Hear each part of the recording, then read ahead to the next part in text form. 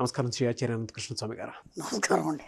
ఇందులో ఏం చెప్తున్నారు? ఒక బాగా డబ్బున్న అబ్బాయి ఏదో అవసరం ఉండి పల్లెటూరుకి వెళ్ళాడు. అంటే ఆలోచన విధానం ఎలా ఉండాలి, ఆ రిచ్నెస్ అనేది మన మనసులో ఎలా ఆలోచించాలి. ఎందుకంటే మీరు ఎంత రిచ్గా ఆలోచిస్తే వాటిని పొందగలుగుతారు. మీరు ఎప్పుడైతే ఆలోచించిన మరుక్షణమే అది బీజం పడిపోతుంది. బీజం పడిపోతుంది అంటే ఎక్కడ పడిపోతుంది? విశ్వంలో పడిపోతుంది. మీ ఆలోచన మైండ్లో కలుగుతుంది, కానీ దాని బీజం విశ్వంలో పడిపోతుంది. నేనోసార్లు చెప్పాను, నేను అన్న తర్వాత మాట్లాడే ప్రతి మాట యూనివర్స్ రికార్డ్ చేస్తుంది.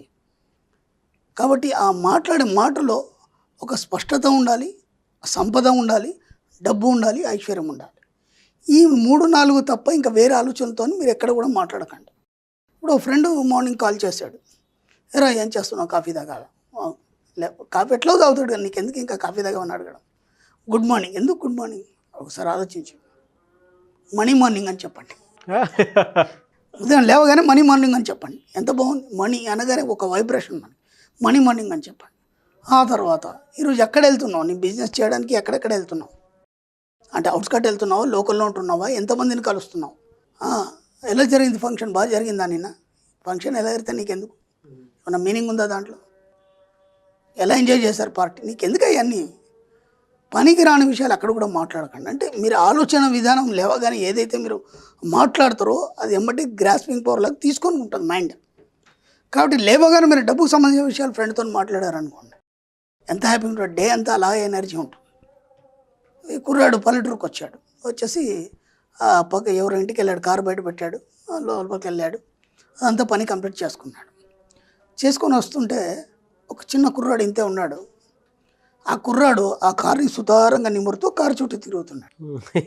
ఈ అబ్బాయి చూశాడు, ఓహో వీడికి కారు అంటే చాలా ఇష్టంలో ఉంది, దాని ఊరికి అటాచ్ చేస్తూ తిరుగుతూ ఉన్నాడు అని చెప్పేసి కారు దగ్గరకు వచ్చేసి రాగన్నాడు, భయపడి పక్కన వెళ్ళాడు, పిల్లాడు.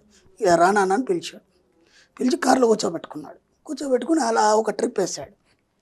ట్రిప్ వేసిన తర్వాత ఆ పిల్లాడికి అన్నాడు కదా, ఆ పిల్లాడు మాట్లాడుతున్నాడు ఈయనతో, కారు బాగుంది అంటే బాగుంది, అది నీకెవరు కారు కొనిచ్చారు అని అన్నాడు.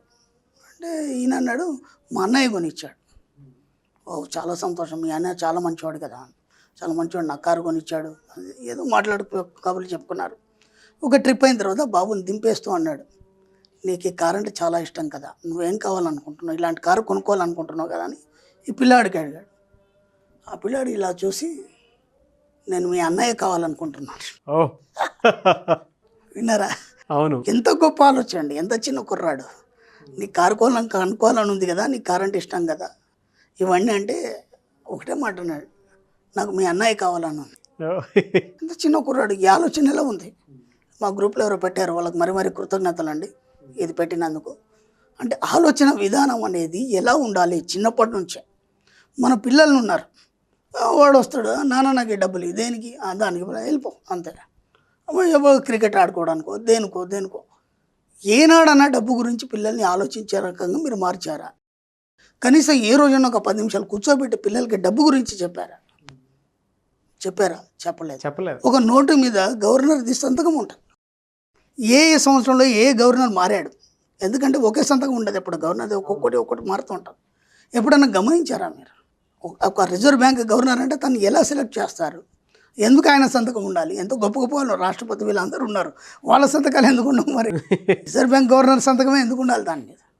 అంటే ఆయన దాన్ని ధృవీకరిస్తున్నాడు. అవును, ఆ పేది వేరేలా ఉంటాడు. అంటే ఇది నేను ప్రభుత్వం ద్వారా నేను ధృవీకరిస్తున్నానని చెప్పి సంతకం పెట్టడం అనమాట. ఇదేమన్నా తెలుసా మనకి ఎప్పుడన్నా? డబ్బులు వచ్చాయా, తీసుకెళ్ళామా, ఖర్చు పెట్టామా, అయిపోయింది అంతే. కానీ ఏనాడు మీ పిల్లలకు నేర్పుతారు మీరు? అంత చిన్న కుర్రాడికి ఎంత గొప్ప ఆలోచన ఉంది. వాడు కారు కొనుక్కోవాలనుకోవడం లేదు, వాళ్ళ అన్నలాగా నేను కావాలనుకుంటున్నాను అంటే వాడు 10 మంది కార్లు కొనిచ్చేస్తాయి.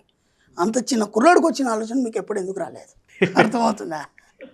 కాబట్టి మీ పిల్లల్ని కూర్చోబెట్టండి, ఎప్పుడు ఆడుకొని తిరగని ఏదైనా చేయండి, అది కామన్ అది. కానీ నేను ఎన్నోసార్లు చెప్పాను, డబ్బు సంపాదించాలనుకున్నప్పుడు, డబ్బు గురించి ఆలోచించినప్పుడు మీరు ఎప్పుడైనా సరే సమాజానికి భిన్నంగా ఆలోచించండి. మీ యొక్క ఆలోచనలు అందరికంటే భిన్నంగా ఉన్నప్పుడు మాత్రం మీరు గొప్పవాళ్ళు అవుతారు. గొప్ప మేధావులు కానీ ఎవరైనా సరే వాళ్ళందరూ కూడా ఏమైనా సమాజానికి భిన్నంగా ఆలోచించారు, అందుకే వాళ్ళు అంత గొప్ప వాళ్ళు అయ్యారు, అంత గొప్ప సైంటిస్ట్ అయ్యారు. ఇప్పుడు థామస్ ఆల్వా ఎడిసన్ ఉన్నాడు, అందరిలా దీపం పెట్టుకుని కూర్చుంటే లైట్ గురించి ఎందుకు ఆలోచిస్తాడు, బల్బు గురించి ఎందుకు ఆలోచిస్తాడు? ఒకసారి ఆలోచించండి. భిన్నంగా ఆలోచించాడా లేదా? ఇది దీపం కాకుండా ఇంతకంటే ఎక్కువ వెలుతురు ఉండాలి, బాగుండాలి. 999 సార్లు ప్రయోగాలు చేస్తాడు, ఫెయిల్ అయింది. ఎందుకు? ఆ పిగ్మెంట్ పడిపోతుంది. అప్పుడు పిగ్మెంట్ మార్చాడు ఆయన. మార్చిన తర్వాత ఒకసారి వెలిగింది అది. ఈరోజు ప్రపంచం మొత్తం ఒక వెలుగునిచ్చాడు ఆయన. అలా ఆయన దాదాపు గ్రామ ఫోన్ రికార్డు కానీ, అట్లా బోలెడు చెవిటి మిషన్ కానీ, ఇలా 200 చిల్లర ఆవిష్కరణలు చేస్తాడు ఆయన. ఆయన చదువుకుంది 5వ తరగతి ఏమో చదువుకున్నాడు. చెవులు పోయినాయి, ఆయనకి అన్నీ పోయినాయి. ఏమీ మనలాగా కామన్ మెన్ లాగా లేకుండా డిఫరెంట్గా ఉన్నాడు ఆయన. అలాంటి వ్యక్తి ఈరోజు ఇన్ని గనం కనిపెట్టాడంటే ఎలా సాధ్యమవుతుంది? కాబట్టి మీ ఆలోచనలు ఎప్పుడు భిన్నంగా ఉండాలి, సమాజానికి భిన్నంగా ఉండాలి. ఎవరితోనూ కూడా మీరు కలవద్దు. ఎందుకు? డబ్బు సంపద కావాలన్నప్పుడు డబ్బు సంపద అనేది భిన్నమైన ఆలోచన. అందరిలా బతికేస్తామైతే అది బతికే అని చెప్పాను నేను. జీతం కావాలనుకున్నప్పుడు అది డిఫరెంట్ కదా. కాబట్టి మీరు డిఫరెంట్గా ఆలోచించాలి. ఆ డిఫరెంట్గా ఎలా ఆలోచించాలి? ఉన్నతంగా ఉండాలి, డబ్బు గురించి ఆలోచించాలి. అప్పుడు సమాజానికి భిన్నంగా ఆలోచించినప్పుడు అది వస్తుంది. ఎన్నోసార్లు చెప్పాను, కోటీశ్వర్ల యాటిట్యూడ్ ఎలా ఉంటుంది. వాళ్ళు కామన్గా అందరితో కలవరండి. ఎన్నోసార్లు చెప్పాను, కామన్గా అందరితో కలవరు. ఒక మీటింగ్లో తప్ప మామూలు విషయం, మామూలు టైంలో వాళ్ళు అందరితో కలవరు. వాళ్ళంతా సెపరేట్గా మ్యాక్సిమం ఒంటరిగానే ఉంటారు. వాళ్ళ ఆలోచనలు ఎప్పుడు కూడా ఎంత వీలైతే అంత మనీ స్ప్రెడ్ చేయాలి, ఎలా బిజినెస్ చేయాలి, ఎంత మనం ఎంప్లాయ్మెంట్ ఇవ్వాలి, ఇవే ఆలోచనలు వాళ్ళే. మీలాగా పొద్దున్న లేసామా, తిన్నామా, పడుకున్నామా, డ్యూటీకి పోయి వచ్చామా, అలా కామన్ మ్యాన్గా ఆలోచిస్తే వాళ్ళు ఆ స్థాయిలో ఎందుకుంటారు? కాబట్టి ఆ చిన్న పిల్లాడికి కలిగినటువంటి ఆలోచన ఏదైతుందో ఆలోచన మీరందరూ కూడా కలిగి ఉండండి. ఎంత వీలైతే అంత మనం ఏదో ఇది కాదు కానీ మనమే అందరికి ఇవ్వాలన్నీ, మనమే అందరికి ఎంప్లాయ్మెంట్ ఇవ్వాలి, మనమే అన్నీ చేయాలి. అలా ఎప్పుడు కూడా మీరు ఒక ఉన్నతంగా అంటే మీ చెయ్యి ఎప్పుడైనా పైనే ఉండాలి, కింద ఉండడానికి వీల్లేదు.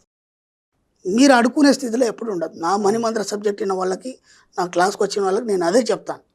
మీరు ఎవరి చేయి కింద చేయి చాచే అవసరం లేదు, మీ చెయ్యే పైన ఉండాలి. ఉండాలంటే మీ యొక్క ఆలోచనలు భిన్నంగా ఉండాలి. భిన్నంగా ఉన్నప్పుడు మాత్రం మీరు అన్నీ సాధిస్తారు. సమాజానికి భిన్నంగా ఉండండి. ప్రతిదీ మీ యొక్క ఆలోచనల ద్వారా, మీ యొక్క దారిలో మీరు ఎలా ముందుకు పోతారని ఆలోచించండి. ఇంకా సమాజానికి ఇటు పెట్టి ఏం పట్టించుకోండి. వాటి పట్ల కేవలం బాధ్యత వహించండి. ఆ పిల్లాన్ని దృష్టిలో పెట్టుకోండి. ఈ స్టోరీని పదే పదే పదే పదే వినండి. అప్పుడు కానీ మీలో మార్పు రాదు. ఖచ్చితంగా మీరు ఉన్నత స్థాయికి వెళ్తారు. సార్, ఇన్ని పాజిటివ్ విషయాలు మాట్లాడతారు కదా, ఎంత వర్క్ చేస్తుంటారు సార్ అసలు? అంటే అనర్గళంగా మాట్లాడుతూ ఉంటారు కదా. అది నేను చెప్తున్నాను కదండి, మ్యాక్సిమం నైట్ అంతా నిద్రపోండు, నాకు అదే పని ఉంటుంది, ఇంకేం ఉండదు. Sure sir. థ్యాంక్ యూ అండి. Thank you so much Shri Acharya Anantha Krishna Swamy గారు.